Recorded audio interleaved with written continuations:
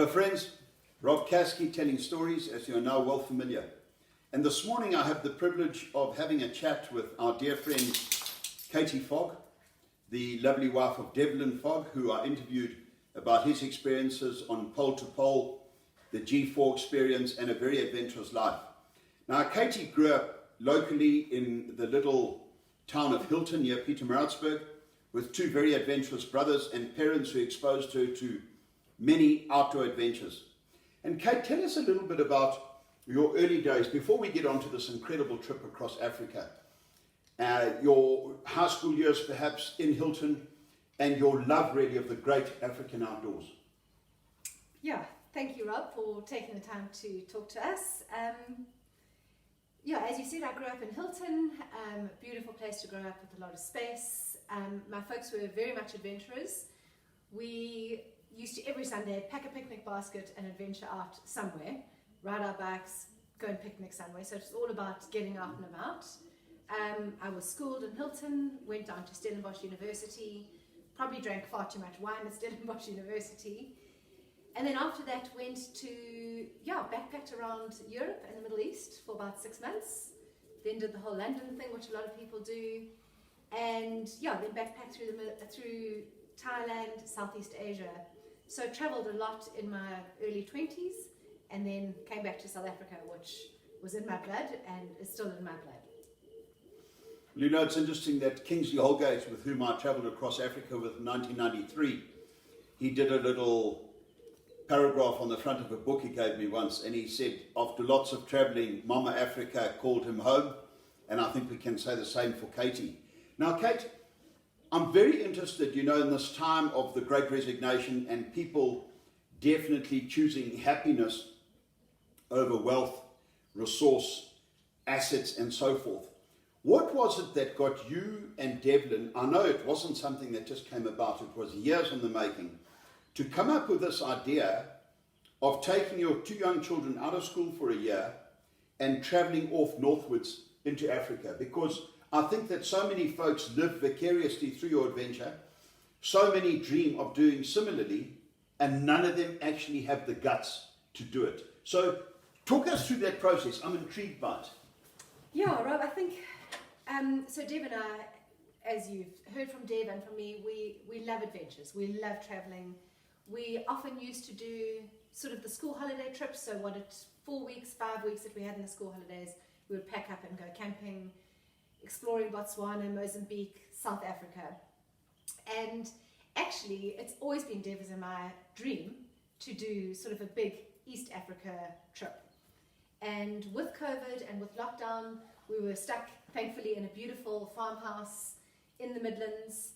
And just having that time alone together, that time with just the four of us to slow down, to be together 24/7, and homeschooling, which I think for us was always a big thing. Like, Deb and I just thought, oh gosh, we'll be shocking teachers, which we were, pretty bad teachers.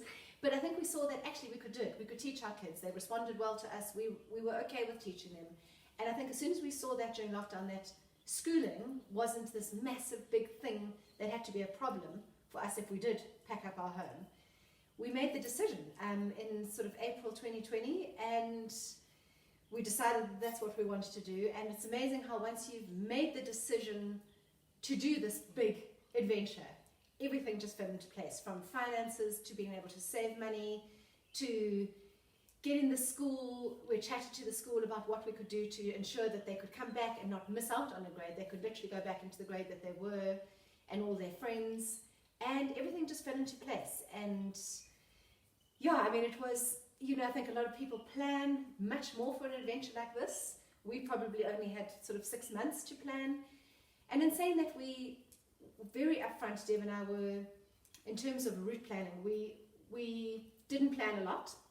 We knew the countries we wanted to visit. We knew of very few specific areas we wanted to see, but beyond that, we had no reference, no set plan. And I think that was quite freeing in itself.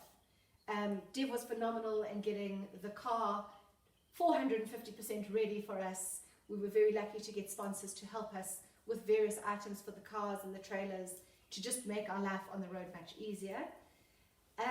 Yeah, and in December, literally, we had Christmas at home, and on Boxing Day, we left. We had rehomed our 3 dogs, packed up our home, and left on a year's adventure. Well, literally, a year adventure exactly. It's quite interesting that our trip, Africa Odyssey, we left on Boxing Day and came back on the 27th of December, 366 days.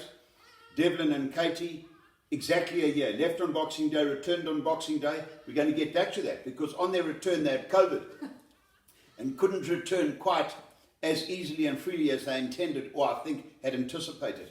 Now, Kate, I want to go back just a little bit. Dev with his background of safari guiding, tremendous adventure, very au fait with vehicles, all that side of the trip was more than adequately catered for, which I think is a great comfort. How did you feel? Were you ever daunted about being the sort of the anchor, the matriarch of the family, keeping things together, being out on the road with 2 young kids, your husband, the unexpected, the unknown, the sometimes dangerous or dangerous in inverted commas in people's minds? Were you ever daunted by that in terms of setting off northwards into Africa? To be totally honest, no. Amazing. I was so excited. It was a dream come true for me to be able to do this financially and at the place in our lives. Our kids were the right age. Joshua was 8 turning 9, Sophia was 10 turning 11. So they were old enough to appreciate the places that we were going to. They were old enough to help us around camp because, I think everyone thinks, oh yes, you're going on a holiday. There's no holiday about being on the road for a year. It's hard work. It's day in, day out. But Rob, it was just the most phenomenal experience. Just, as a family, it binded us together more than I thought was actually possible. I didn't think it would be possible for us to be closer than we were before we left. And our little team of 4 is just so strong now. And it's so funny because so many people said, jeepers, didn't you want to kill Devlin half the time or kill your children? And in all honesty, Dev and I did not fight once. And I don't know if it was because it was just, we were living our dreams. We were doing something that we both just loved doing. And yes, of course, the kids drove us mad. We wanted to throw them out the car. Actually, we did throw them out the car once and they had to run in front of the car for a section of time. But it was incredible how we all just got on. And the sense of peace that we all felt was amazing.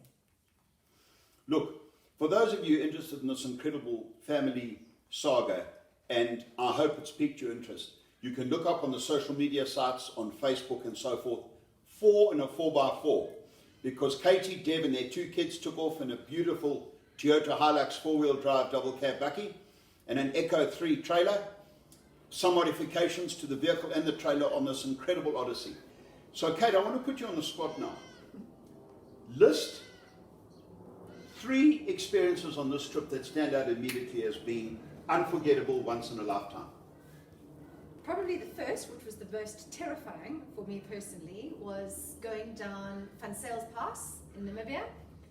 It's a very well-known, treacherous 4x4 route to get us right in the northern part of Namibia. It's terrifying, and a lot of people had said to us, you guys are crazy to do this with a trailer. It's really dangerous. It's very rocky. It's really not safe. I was terrified. I literally had stomach in a knot for 2 days because it takes about 4 days to get to the sort of the bottom of the pass, and then you drive. But I also knew that Dev is possibly the best person under those situations to have on board of your team. I knew he would never put us in a situation that was not safe. Sophie and I were in tears at the top of that pass. We looked at it and we were like, oh my greatness, we're actually going to die. It didn't help that there were cars just off the path that had rolled off. So that was definitely one that stands out, but we made it. Of course we did. Dev would never have put us, we would have had to turn around and drive 4 days back around, but we made it, and it was an amazing sense of accomplishment for our whole team. The kids and I had to rebuild the road and guide Dev down. It was terrifying, but we made it, and it was amazing, and it stands out, I think, in all of our memories. Another one is South Luangwa in Zambia. Our family loves game reserves. It's who we are. We absolutely love game reserves. And that place was just so unique and so special. We were so blessed because we were able to see it in the summer months where it was green, there was so much water, the roads access was actually quite limited, but we saw a phenomenal game. And then we went back in the dry season, which was a completely different park and just equally beautiful, but we actually preferred the emerald season. So that's a very special place to us.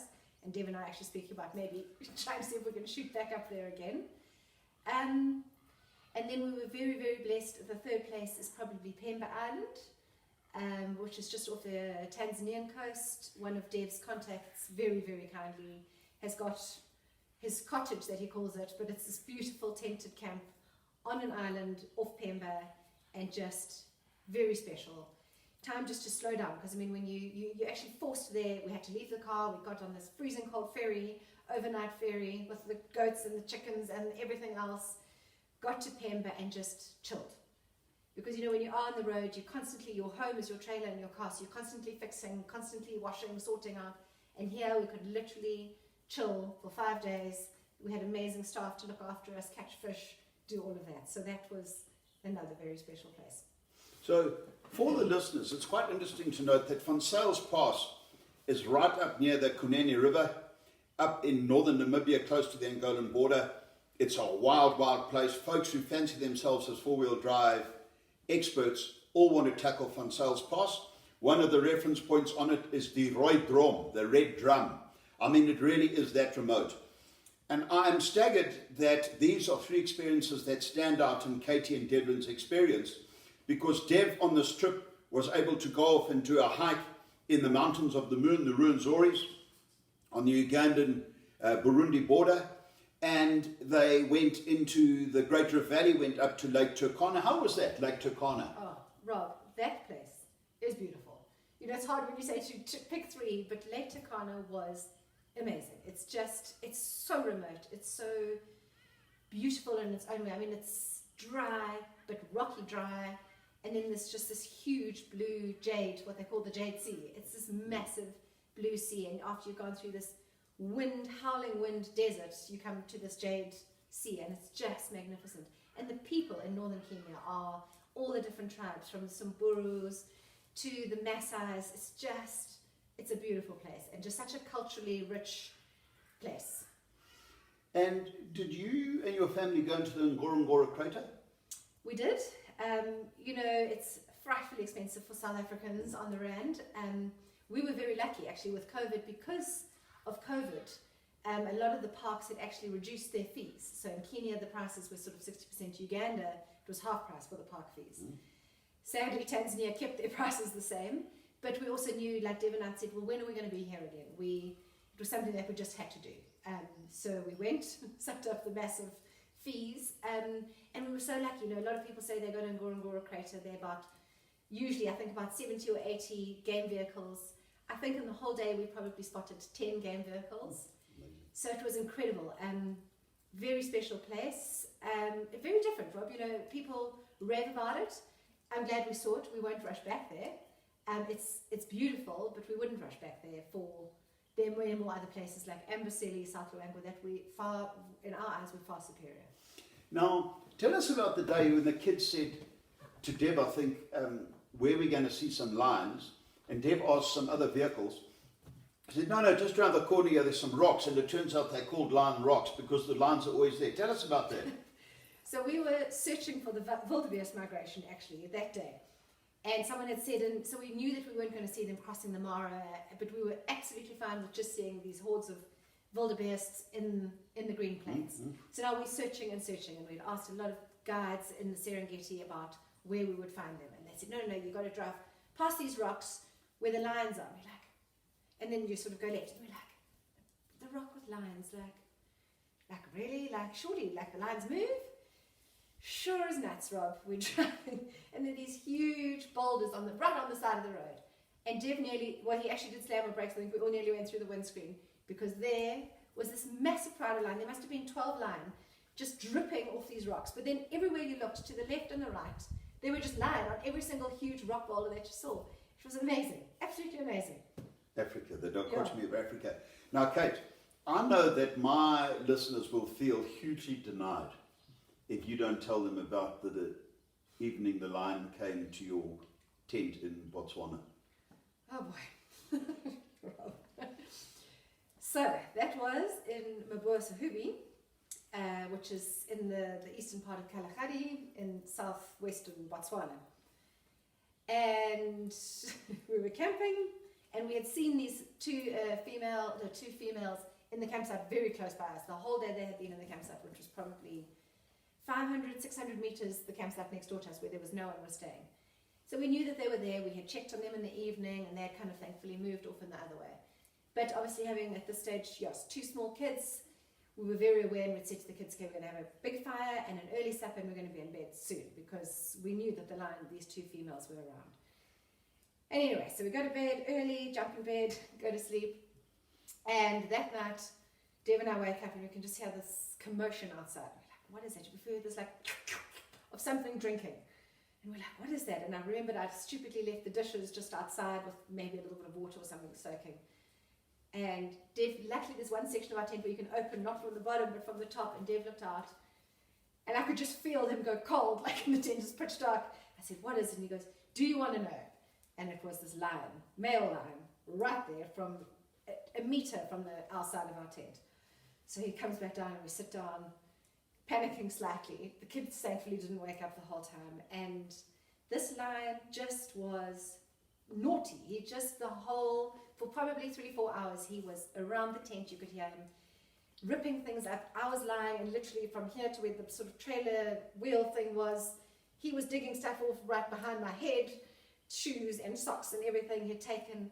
He stood on Dev's foot as he walked past the end of the tent, so Dev and I were terrified. But we just kept very still, and eventually I think, Dev we thought he had now lain on Dev's foot, and Dev like pushed it off and luckily it gone, and then we just shouted at him and said, bugger off, like off you go. So anyway, the kids then wake up early in the morning, as our children do, and we're like, kids, keep quiet, we don't know where this lion is, just quiet, and we've got to wait until the sun comes up. Sun eventually comes up. We slowly open up the zips, check everywhere, and check under the trailer, check. Thankfully the lion's gone. Dev goes out, makes a massive fire. Eventually, okay, now the sun's up, everything's hanky-dory. Dev's parents were in the tent next door. Huge lion prints all over the camp. And we were having breakfast around the fire, and Dev went to the little toilet that we had to dig, a toilet, because there's no toilets, there's no showers, toilets. And we made a little hole with a toilet seat. Much more fancy than normal because Dev's folks were there, so we had a bit more like niceties. A shade cloth around the toilet, and me and the kids and Dev's folks are sitting around the fire, and next thing Devlin just shouts, "Lion, get in the car!" So poor Josh had his cereal that he's trying to balance, somehow gets into the car without spilling a thing. Sophia jumps in, she bursts out crying. I'm in, get the children in. Devlin's folks get in safely to their car. Devlin then appears from the toilet with this tiny spade, this big, no pants on, shirt halfway up his tummy, shouting, "Lion, bugger off!" Him and the lion are literally 2 meters away. The kids' eyes are this big, looking at this whole scene going on. If I wish I had videoed it, we would be billionaires by now because we would have had so many hits. And now Devlin and this lion are like eye to eye. The lion just sits down and looks at Devlin thinking, what on earth is this person, like with no pants on, this tiny spade? And eventually like Dev like crept back and sorted himself out with some toilet paper, turned the gas stove off, jumped back in the car, and that lion continued to harass us for the next 2 to 3 hours. But what an experience, and what a story to tell. Wow. So, Kate, what next? Oh, Rob, it's been hard adjusting back to normal. It's been really, really hard. We sort of 3.5 months that we have been back from traveling, and the first month and a half was terrible. I think Dev and I just thought, this real world, the normal was it was awful. It was structure and routines and school and packed lunches and people. Like, I mean this in the best sense. Just suddenly, we hadn't been around people for so long, and suddenly people, and it was very hard to adjust to being back. We've definitely been better, but there are still definitely moments where we sit down and we go, should we pack up again and go? But what to, we don't know. So who knows what the next venture is going to hold for us. But you know, Kate, it reminds me very, very clearly of a conversation you and I had a number of times in the lead up to your departure on Boxing Day, on your trip, about choices in life and consequences. And I think we all need to live with that in terms of the choices we make and the consequences, in terms of the youngsters getting back into school routine and getting accustomed to school, Dev and Katie getting back into domestic life, people around them, the structure and the form. But I think if you were given the option and said we're going to have a trip of this sort and this caliber, and then there are going to be a few issues upon readjustment when we get back, on balance you would have taken it every time. Every time. Every time we would go. Well, viewers and listeners, I bet you have found that absolutely riveting. What a treat to have Devlin and Katie Fogg share some of their insights with us. I know that the cameraman today, or the camera woman, has said that was so good they want more, so I'm hoping that these special friends will agree to another interview sometime down the line. Katie, thank you sincerely. Thank you, Rob. Thank you so, so much.